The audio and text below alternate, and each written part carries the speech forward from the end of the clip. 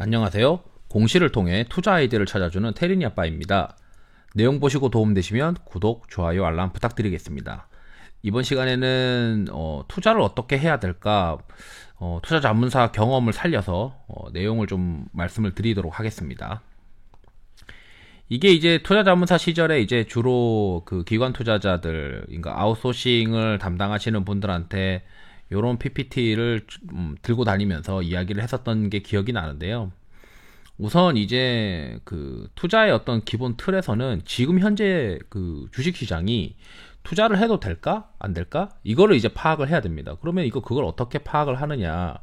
뭐 전략에 관련된 어떤 보고서들을 보면 뭐 365일 주식을 사라고 뭐 하는 듯이 얘기를 합니다. 지금 주식이 빠졌지만 좋아질 겁니다. 주식 시장이 좋으면 시장이 좋으니까 주식을 사세요. 사실 그거는 크게 어떤 본인의 기준이 될 수 없고, 저 같은 경우는 이제 나스닥 지수가 이제 20일 이평선 위에서 놀고 있으면 시장은, 국내 시장도 어느 정도 크게 나빠질 상황은 아닐 것이다 해서 투자를 뭐 하고 그랬습니다. 그래서 시장을 파악하는 여러 가지 방법들이 있을 건데, 본인만의 어떤 기준이 있어야 돼요. 본인만의 기준으로 지금 내가 이 시장에서 주식을 해도 되는지 안 해도 되는지, 또는 이제 제가 얼마 전에 올려드렸던 뭐 대형주, 중형주, 소형주의 어떤 계절성, 그 코스피 200과 코스닥 시장의 어떤 계절성, 그리고 과거 어떤 패턴상에서 늘 11월에 이제 투자를 하고 4월달에 이제 주식을 팔면 좀 유리했었던 그런 상황들, 이런 것들을 본인만의 어떤 기준을 가지고 지금 현재 주식을 해도 된다, 하면 안 된다, 이런 판단을 하셔야 되고요. 그리고 두 번째는 여기서 이제 종목 선정을 해야 됩니다. 어떤 종목들을 내가 공부를 할 것이냐. 그거를 이제 저 같은 경우는 퀀트를 해서 이제 뽑았었는데, 이 퀀트도 이제 일반적으로 시장에서 퀀트 애널리스트들이 추천하는 종목들은 그냥 이제 지금 상황에서 좀 잘 맞을 것 같은 어떤 스타일, 컨셉을 어떤 제시하는 형태일 뿐입니다. 그렇지만 제가 봤을 때 좀 더 공부를 하신다면 과거의 어떤 백테스팅을 통해서 이러한 상황에서 퀀트에서 이번에 투자해야 되는 종목군들이 이렇다라고 하면은 해당 퀀트에서 선정된 종목들을 우선적으로 공부하면서 시간을 어떻게 효율적으로 사용할 수 있는 방법을 찾으셔야 되고, 그리고 이제 종목을 확인할 때는 기업 탐방을 하시면 더욱 좋을 거고, 또는 이제 애널리스트의 리서치 자료, 그리고 실적의 방향성이 이제 뒤에 이제 제가 2페이지에서 설명을 드릴 텐데, 그 2페이지에서 보시는 내용처럼 실적의 방향성이 이제 우상향을 할 거냐, 이런 걸 보게 됩니다. 그리고 이러한 종목들을 쭉 보게 되면은 어느 순간부터 지금 현재 시장을 주도할 수 있는 주도 업종이 눈에 이제 들어오게 되고, 그 주도 업종을 이제 좀 큰 틀로 또 보게 되고, 그 업종을 보게 되면서 종목과 업종을 보게 되면 내가 이 주식을 몇 퍼센트의 비중으로 투자를 할 거냐. 보통 기관 투자자들 중에 좀 압축형 투자자들 같은 경우에는 이제 30종목 내외로 이제 투자를 하게 되는데, 예를 들어 업황이 좋아질 거라고 생각을 해서 투자하는 것도 사실은 틀릴 확률이 높아요. 그렇기 때문에 한 종목에 보통 뭐 한 3%에서 4% 내외로 이제 맥스로 실으면서 투자를 종종 하죠. 그게 이제 그 더 큰 공모형 펀드에서는 뭐 100종목 이상씩 들고 가는 이제 매니저들도 있고요. 그거는 본인의 어떤 자금 사정과 현황에 따라 이제 달리 해야 되는데, 그리고 마지막에는 이제 주식을 샀다고 그대로 있는 게 아니고, 이제 내가 주식을 산 이유가 이제 꾸준히 이제 그 지속이 되고 있는지에 대한 그 종목의 어떤 기업의 성장 스토리를 꾸준히 체크를 해야 됩니다. 그리고 돌발적인 어떤 악재가 나오게 되면은 거기서 내가 어떻게 대응을 할 건지 해서 리스크 관리를 꾸준히 하면서 이러한 의사 결정의 시스템이 지속적으로 이제 회전이 되면서 반복되어야 된다라고 이제 말씀을 드리고 싶고요. 그리고 두 번째에서는 종목을 볼 때 이제 이 그래프를 보신 분들이 많을 텐데, 저희 같은 투자자들, 기관 투자자들은 이 긍정적인 어떤 어닝 서프라이즈가 발생이 되면 그때부터 보면서 추정 이익이 수정되고 이익 모멘텀이 발생되는 이 구간에 A에서 B에 해당하는 구간에 이제 투자를 합니다.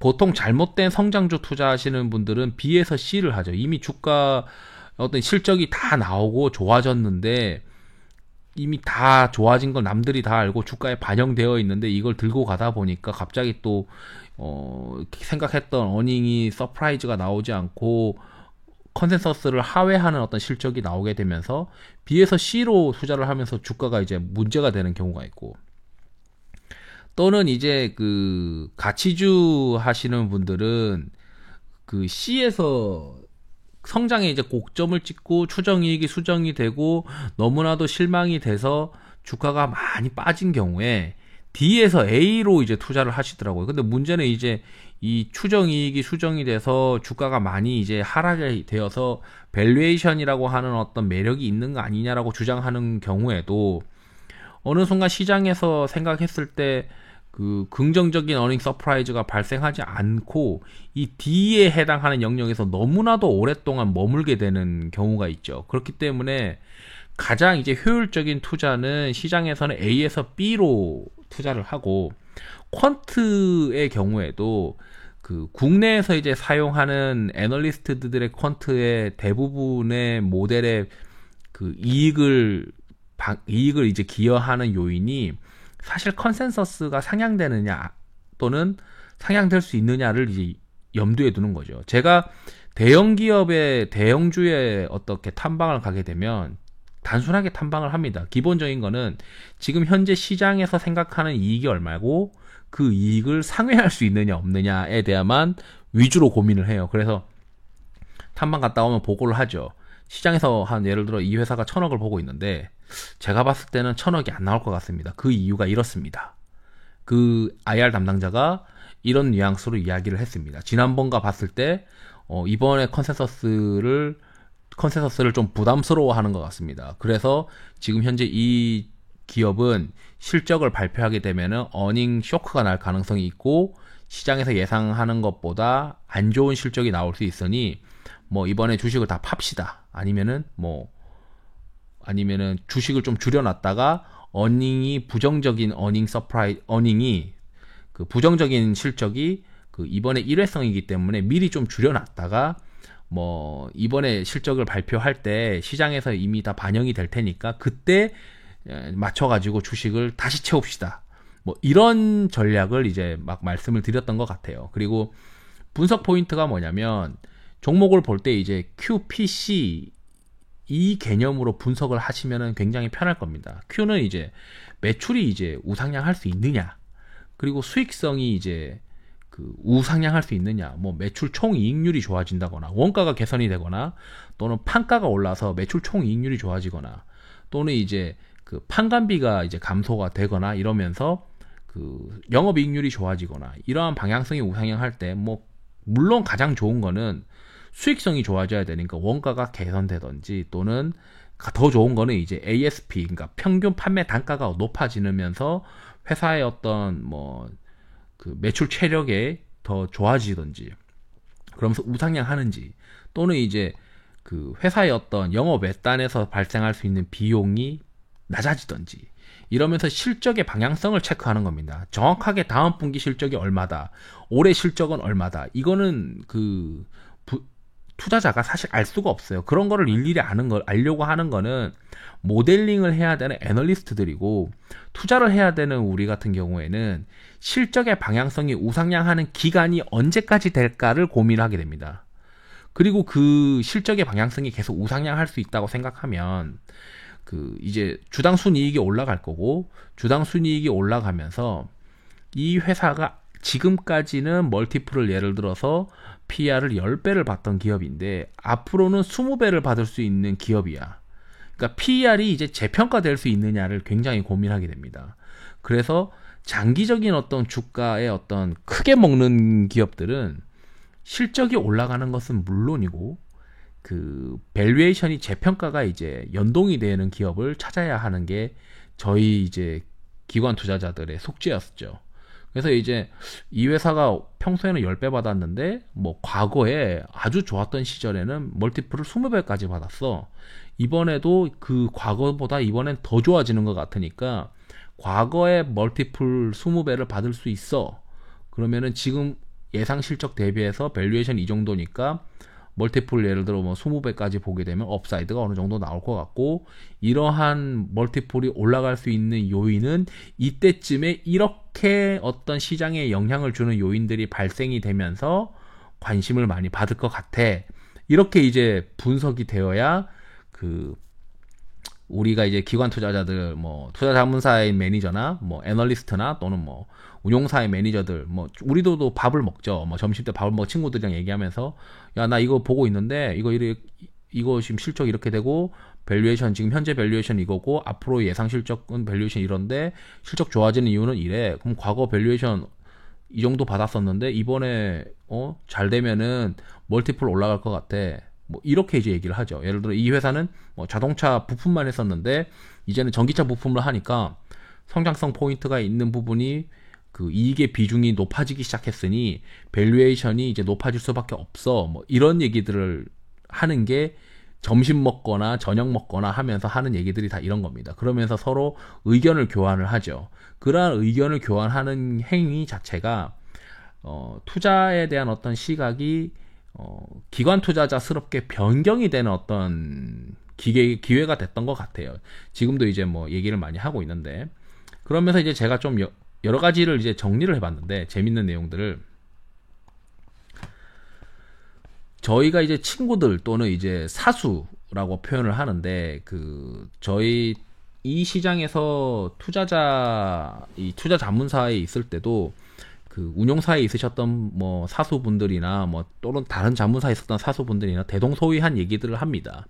거기서 이제 얘기를 하는 것이 주도 업종, 그러니까 종목을 선정을 하고 업종을 선정할 때 그 밸류에이션과 실적 모멘텀 등의 요인, 그러니까 밸류에이션은 마음속으로 어떤 점수가 50점 정도 되는데 실적 모멘텀이 이제 예를 들어 뭐 엄청나게 좋아서 뭐 상위권이다. 그러면 그걸 어떻게 좀 조합을 해서 마음속으로 봤을 때 상대적인 매력도를 업종별로 비교를 하게 됩니다. 그리고 그 업종 간에 이제 그렇다면 업종 간의 비교 분석 능력을 갖춰야 되는데 그 전 업종을 다 봐야 되는 거죠. 그러면 뭐 IT 내에서도 뭐 핸드셋 쪽 또는 이제 뭐 가전, 그 다음에 뭐 반도체, 그럼 반도체 쪽에서도 소재가 좋은지 장비가 더 좋은지, 지금 실적 모멘텀은 장비가 먼저 발생할 건지 뭐 아니면은 소재가 이제 탄탄하게 실적이 발생을 할 건지, 이러한 뭐 화학 업종에서도 뭐 정류가 있을 수 있고 또는 이제 그 순수 화학이 있을 수 있고 또는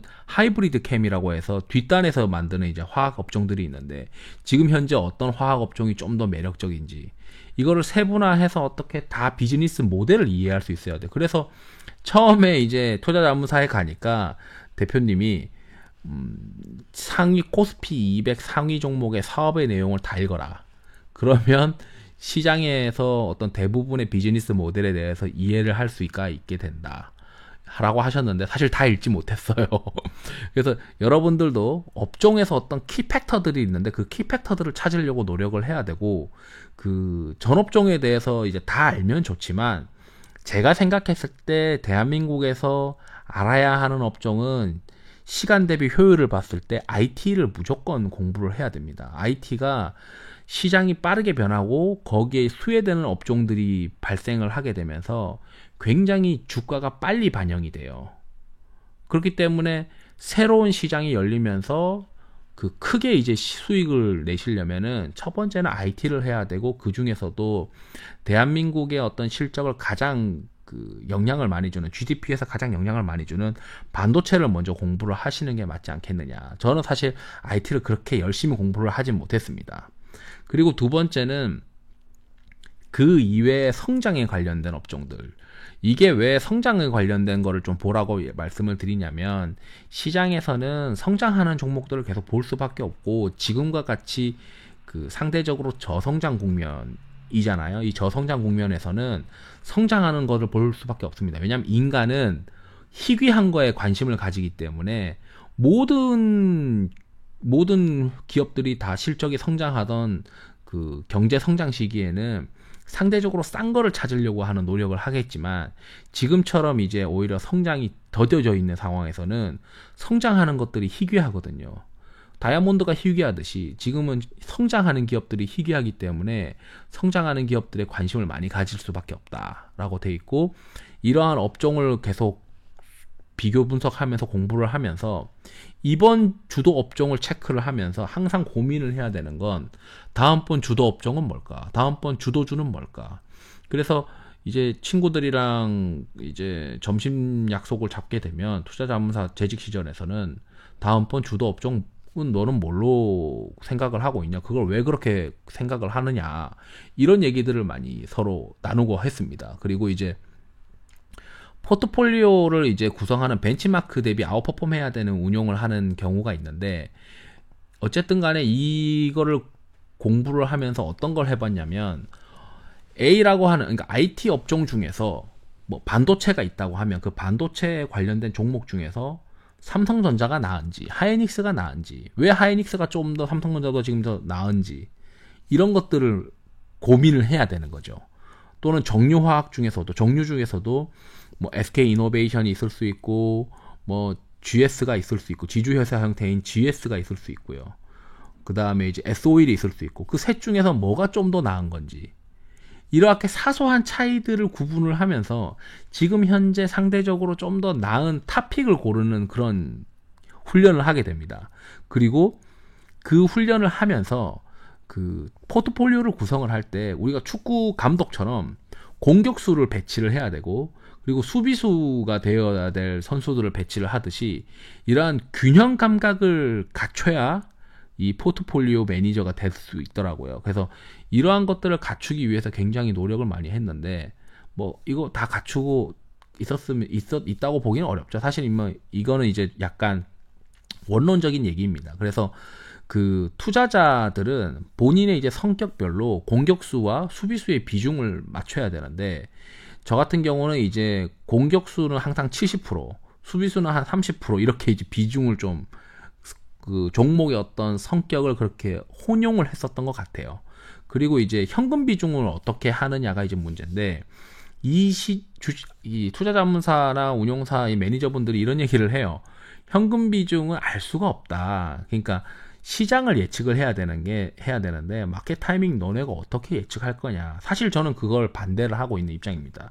어릴 때는 이 마켓 타이밍에 대해서 이야기를 하는 것 자체가 약간 금기시 되어 있는데, 그래도 시장은 이제 지금 현재 주식을 해야 되느냐 말아야 되느냐에 대한 어떤 얘기를 계속 논의를 하고 있고, 그리고 그 본인만의 어떤 기준을 한다고 하면 제 생각에서는 대한민국의 어떤 시장은 외국인의 어떤 그 수급이 시장을 좌지우지하기 때문에, 일단 우리도 생각을 했을 때 대한민국 시장이 안 되는데 여러분들이 베트남이나 중국 시장 투자를 하시겠습니까? 못한단 말이죠. 결국 마찬가지로 글로벌 시장에서 자금은 그 글로벌 시장의 대표적인 그 변동성이 큰 시장이 이제 나스닥 지수인데, 그 나스닥 지수가 21 이동 평균선 아래에서 머물고 있는 경우에는 이 국내로 이제 외국인 자금이 물밀듯이 들어오는 상황이 아닐 가능성이 높아요. 그러니까 장이 안 되는데 이런 와중에서도 365일 주식 비중을 이제 맥스로 이제 96에서 98%를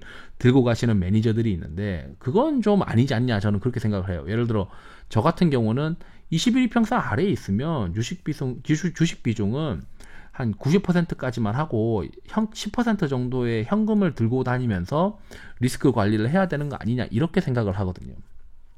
그리고 이제 저의 사수가 이제 저한테 얘기를 해줬던 건데, 매니저는 실수를 계속 할 수밖에 없고 그 실수를 반복하지 않으려고 노력을 해야 된다라는 거죠.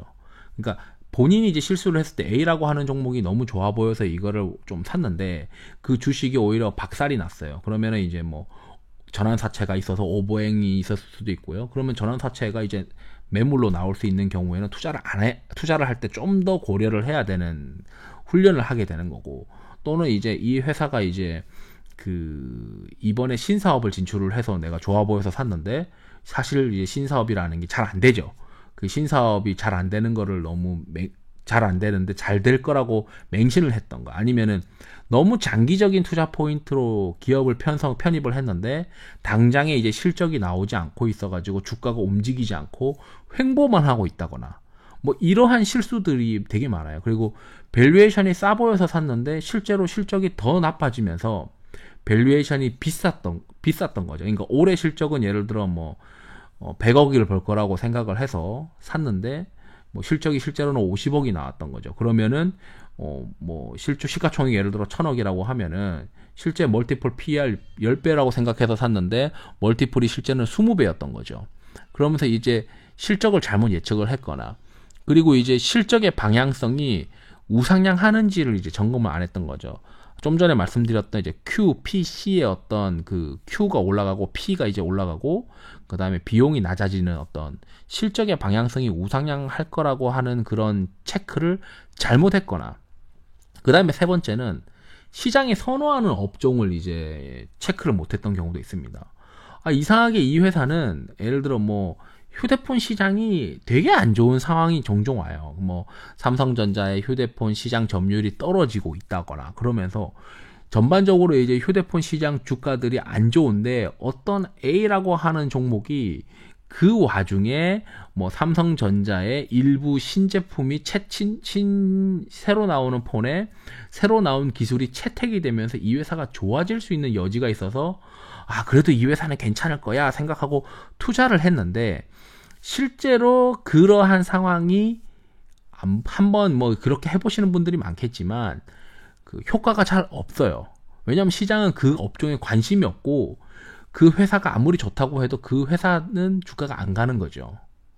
그래서 이제 시장에서 선호하는 업종에 속하는 종목인지에 대한 거를 고려를 하지 않고 이 종목은 그래도 좋아질 수밖에 없어 라고 해서 내가 좋아하는 주식을 사버리는 경우죠. 주식은 어차피 그 매니저는 팔아야 되는 거기 때문에 내가 좋아하는 주식을 사지 말라고 합니다. 그 선임 매니저들은 항상. 그래서 남이 좋아할 만한 주식을 사서, 여기 이제 오타가 있는데, 남이 좋아할 만한 주식을 사서 그걸 팔아야 된다는 거죠. 잘 파는 게 이제 기술이다. 그러면서 포트폴리오를 계속 추가적으로 바꿔야 되는데, 매니저든 투자자든 모두가 사람인데 그 주식이 떨어지는 경우에 추가로 매수 가능한 종목이냐, 그런 종목을 사야 된다는 거죠. 예를 들어 최대 주주가 변경이 돼서 신사업에 진출을 한다고 해요. 예를 들어 어떤 기업이. 그래서 주가가 엄청 올랐습니다. 근데 예를 들어 갑자기 내가 그 주식을 사서 들고 있었는데 그 최대 주주 변경이 잔금을 납입하지 못해서 실패하는 경우, 그러면 여러분들은 그 주식이 다시 그 가격에 올라갈 거라고 생각을 하고 물을 탈 수 있나요? 저는 그렇게 못할 것 같아요. 왜냐하면 이미 최대 주주 변경을 실패해버렸기 때문에 다시 그 주가로 못 간다는 거죠. 애초에 그래서 잔금을 납입하는 거에 대한 베팅 자체는 내가 업황에 대해서 어떤 걸 체크를 해서 스스로 투자자인 내 스스로가 뭔가 컨트롤할 수 있는 게 아니고 남이 잔금을 내기를 바라면서 물 떠놓고 비는 형태로 지금 투자를 하는 거죠. 그런 투자는 하면 안 되지 않냐 이거예요. 그리고 A라고 하는 어떤 기업이 이제 신사업을 진출해서 기존 사업은 형편이 없는데 신사업을 진출해서 회사가 좋아질 거라고 하는 뭐 갑자기 뭐 바이오에 진출한다 이렇게 해서 주가가 급등을 했는데 그 바이오가 생각보다 안 좋아지면서 망가졌어요. 그러면은 주가가 떨어지는 거에 어떤 안전핀이 없잖아요. 그런 안전핀이 없는 기업을 그 단기적인 어떤 모멘텀의 그 목표를 하고 주가를 샀을 때 이게 이제 그 뒤에 이제 주가가 떨어지게 되면은 물을 탈 수가 없어요. 그냥 손절할 수밖에 없는 거죠. 그리고 최근에 이제 어떤 아는 녀석은 그 어떤 비상장 주식에 대해서 인수할 수 있는 권리를 취득을 했고 그 취득이 완료가 될 것을 기대하고 투자를 했는데, 물론 이제 그게 이제 그 비상장 주식을 투자하지 못하게 되는 상황이 됐고 주가 그 기업은 이제 그 기대감으로 올랐던 게 다 떨어져 버렸죠. 그러면은 다시 떨어졌던 주가가 그 기대감, 어떤 이제 좋은 비상장 주식을 인수를 해서 실적이 나오는 비상장 주식을 기업을 인수를 해서 실적이 나오는 기업으로 변경이 될 거라고 기대를 해서 올랐던 폭이 다시 주가가 원위치가 됐는데, 다시 그 위로 가려면은 시장에서는 더 좋은 모멘텀이 나와야 되는데 그게 언제 나올지 모르잖아요. 그렇기 때문에 그 주가가 그 다시 회복할 수 있으려면 기본 이익 체력이 좋아야 되고 문제가 발생하는 것들이 일회성이어야 되고 어떤 단기 모멘텀에 입각해서 투자를 하게 되면 그 어느 가격 이하에 떨어지면 손절할 거를 이미 머릿속에 있어야 됩니다. 그렇기 때문에 그 주식을 살 때 저희 이제 그 첫 번째 직장의 부사장님이 얘기를 했던 건데, 아니 매니저나 애널리스트들은 맨날 사라고만 한다. 근데 매도 보고서를 쓸 줄 알아야 된다. 주식을 살 때 어떻게 팔 건지까지 고려를 해야 된다는 거죠. 예를 들어 이번에 어떤 기업이 실적이 안 좋은데 그거는 일회성이니까 이번에 실적 발표하기 전과 실적 발표 후에 나눠서 분할 매수를 하고, 이 실적이 다시 좋아지는 거를 시장에서 인지하는 거는 이때쯤인데, 그 다음에 이제 실적이 더 좋아지는 거는 사실 지금 현재로서는 잘 안 보이니 그때 실적이 좋다고 다시 회복되는 거를 발표했을 때 우선은 어느 정도 차익 시현을 한다. 그리고 실적이 개선이 된 걸 확인을 했을 때 그 실적이 추가적으로 더 개선 가능하면은 뭐 그때 당시 가서 확인을 하고 사던지 아니면 보유를 계속 하던지, 이러한 전략에 대해서 종목을 하나를 샀을 때 언제 사고 왜 내가 이후에 팔 건지를 대해서 살 때와 팔 때를 한꺼번에 보고서를 쓸 수 있는 능력이 있어야 되는데, 그런 것들을 고민하지 않고 대부분 다 사는 거 한쪽만 고민을 하시더라고요. 그리고 두 번째는 봐야 하는 종목이 엄청나게 많고 매니저나 애널리스트들도 봐야 되는 자료들이 엄청나게 많습니다. 그렇기 때문에 제가 이제 후배가 회사에 와서 후임한테 항상 훈련했던 거는 그 뭐 50페이지든 20페이지든 30페이지에 해당하는 어떤 보고서를 읽고 세네 줄로 한번 요약을 해봐라. 그래서 이제 본인이 이제 예를 들어 10종목을 가지고 계시다면 10종목에 대해서 세네 줄로 요약을 해서 종목당 뭐 3줄씩 투자 포인트 1, 2, 3 이렇게 해서 요약을 해서 훈련을 할 수가 있어야 됩니다. 이거를 그 체계화 훈련이라고 막 표현을 하시던데, 이거를 이제 많이 시켜 주시더라고요, 저한테도.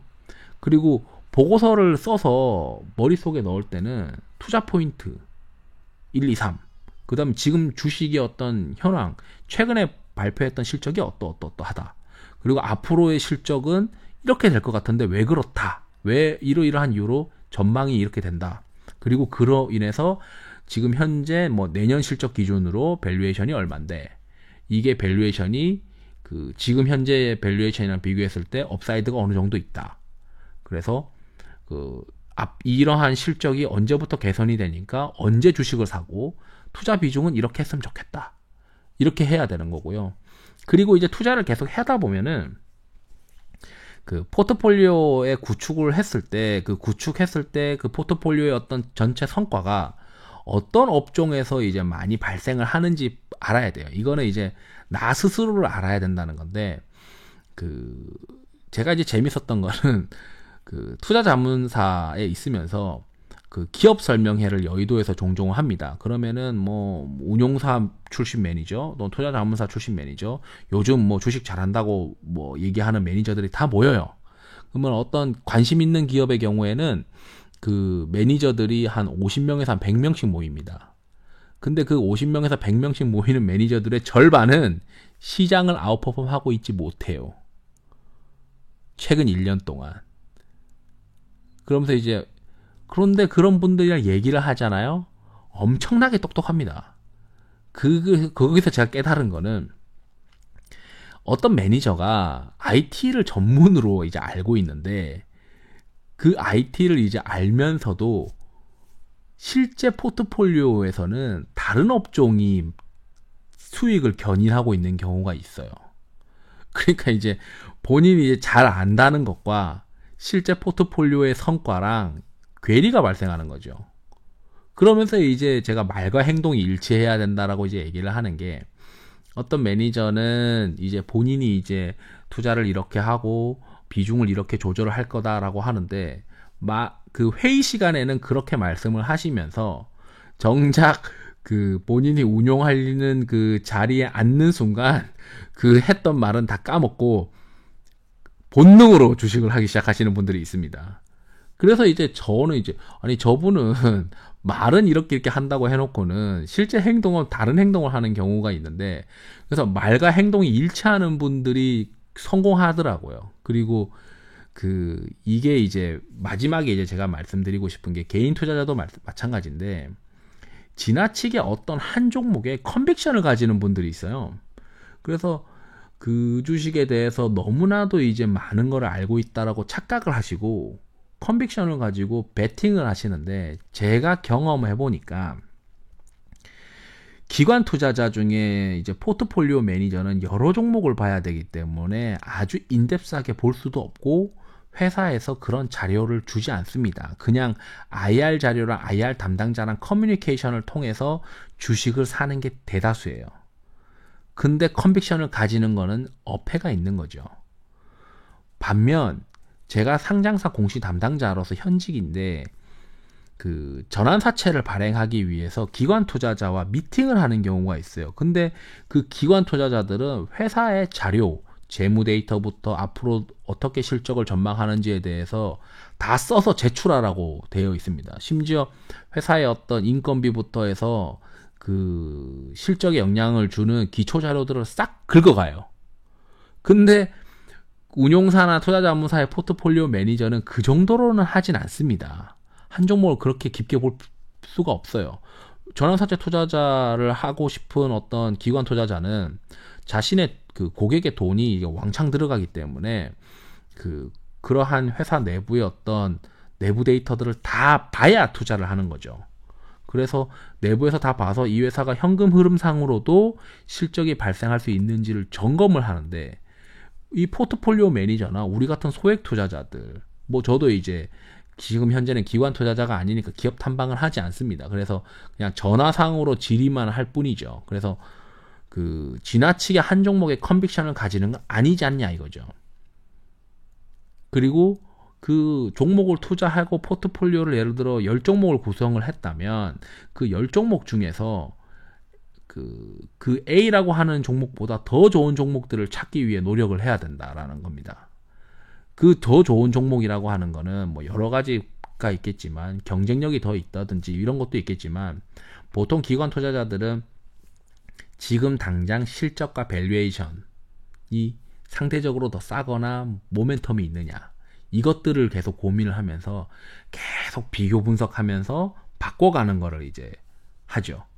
그래서 이제 그 기관 투자자분들 중에서 어느 종목에 너무 지나치게 컨빅션 가지면서 한두 번은 성공을 하는데, 그 성공이 연속으로 될 수는 없기 때문에 한번 삐끗하고 실수하면서 포지션이 높은 주식이 이제 박살이 나면서 그 포트폴리오 매니저가 성과가 갑자기 뭐 시장 언더로 확 전환하게 되면서 그 회사가 그거에 대한 영향으로 그 매니저가 이제 뭐 선임 매니저라서 내가 책임질 테니까 이거 다 사! 이렇게 해서 다 샀을 때 그 매니저 때문에 회사의 전체 성과가 박살이 나면은 박살난 그 성과 때문에 마케팅도 되지 않고 고객 자금은 들어오지 않고 기존에 있던 고객 자금은 오히려 이제 왜 이렇게 뭐 쓸데없는 종목에 컨빅션만 가져가지고 이렇게 망가졌냐라고 결과론적으로 이야기를 하면서 자금을 또 회수해가고, 그런 자금을 회수해서 회사 실적이 나빠지니까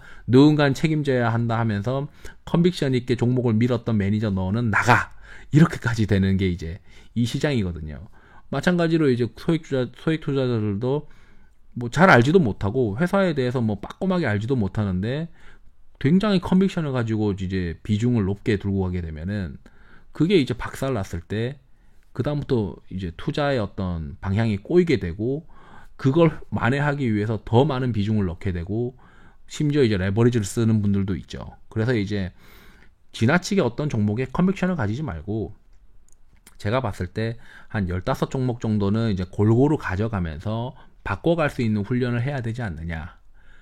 그렇게 이제 저는 이제 생각을 합니다. 이제 쭉 재밌는 내용들을 좀 말씀을 드렸고요. 재미없을 수도 있겠는데 도움이 되셨으면 합니다. 네, 감사합니다.